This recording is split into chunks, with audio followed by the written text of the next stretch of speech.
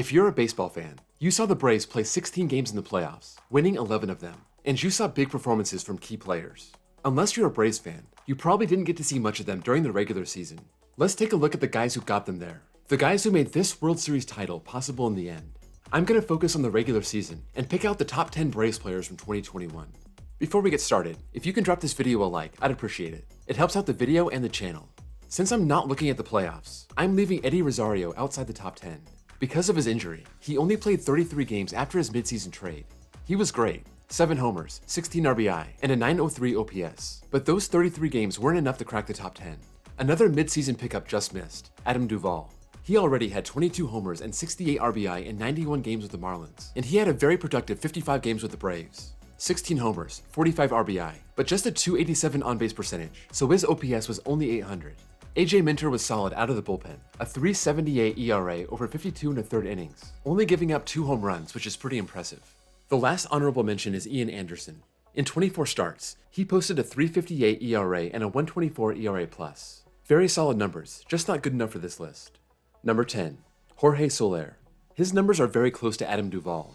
I had Duvall number 10 first, with Solis outside the list, but I had to flip them. He also played in 55 games after a midseason trade, and his 14 homers and 33 RBI were a little behind Duvall, but he hit 43 points higher, posted an OPS 82 points higher, and had an OPS plus 24 points higher.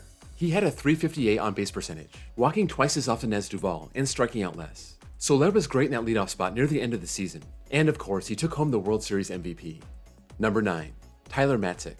Here's another guy who had big moments in the playoffs, and he was awesome all year. 69 games, 63 innings, finishing off 13 games. And just like AJ Minter, it was hard to take him deep. He only gave up 3 homers all year, good for a 0.4 home run per 9 rate.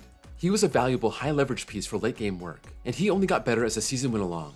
His .331 ERA in the first half turned into .178 in the second half, as he geared up for his great playoff run. Number 8, Ozzie Albies. If you just look at traditional stats, Albies looks great. .259 average, 30 homers, 106 RBI. Also a team-leading 20 stolen bases. Once you dig a little more, he seems to fall back to average. .310 on-base percentage, .799 OPS, and he was just above league average with a .105 OPS+. He was consistent all year, his peak coming in June when he had an OPS pushing 1,000. The Braves love his production, and that's why they bat him third. Number 7, Ronald Acuna Jr. Some people forget, that World Series team was missing their best player. Acuna was playing at an MVP level, and then he got hurt right before the All-Star break. He put in almost exactly a half season and still hit 24 homers, 52 RBI, stole 17 bases, which was still good for second on the team. Also had a .990 OPS and a .155 OPS+. For half a season on a championship team, the best I could do for him was 7th place, but no doubt he was on pace for number 1. Number 6, Will Smith. He was perfect in the playoffs. In fact, I said he was the best pitcher of all the teams in the playoffs. He was very impressive during the regular season also. His 37 saves were 4th in the league, and he led the league with 60 games finished. He blew 6 saves total, and he had a rough August with a .584 ERA, giving up 8 runs in 12 1/3 innings. But he came back strong over the last month, a .138 ERA with just 2 earned runs over 13 innings. He obviously carried that hot streak into the playoffs. Number 5, Luke Jackson. He proved himself to be one of their most unreliable arms in the playoffs with that .519 ERA. But the reason he even had the ball in those big spots was his regular season. He was awesome. He tied Will Smith for the team lead in appearances with 71. Pitched 63 2/3 innings with a great .198 ERA, leading the team in that category, as well as ERA plus with .224. People will remember him for his bad postseason moments, but you can't overlook that awesome season. Number 4, Freddie Freeman. The reigning MVP had a bad start. Through the end of May, he was hitting .235. He really started picking up his game in June, and really exploded in July with a .371 average and a .1067 OPS. His power was consistent the whole season, but he started getting a lot more hits starting in June. He was the starting first baseman for the NL All-Star team despite having a subpar first half, still posting 19 homers, 50 RBI, a .274 average and an .871 OPS. But he was much stronger in the second half, hitting 58 points higher and having an OPS 57 points higher, finishing with overall numbers of 31 homers, 83 RBI, a .300 average, .896 OPS, and a .133 OPS+. This was good enough for 9th in the MVP vote. Not bad for an offseason. This was only the second time since 2016 he didn't have an OPS over 900. Number 3, Austin Riley. I had a hard time ranking him against Freddie. Their numbers are very similar. Riley had 2 more homers, but 24 more RBI. This makes sense. Freeman was a 2-hitter, and Riley was hitting cleanup. Their batting average, OPS, and OPS Plus are all razor close, with Freeman taking a 1-point advantage in OPS Plus. Freeman walked 85 times and struck out 107. Riley only walked 52 times while striking out 168, the team leader. Both played in almost every game. Riley did score a 1.5 defensive WAR, helping push his overall WAR to 6.1, compared to Freeman's 4.7. Riley also got more MVP votes, finishing 7th to Freeman's 9th.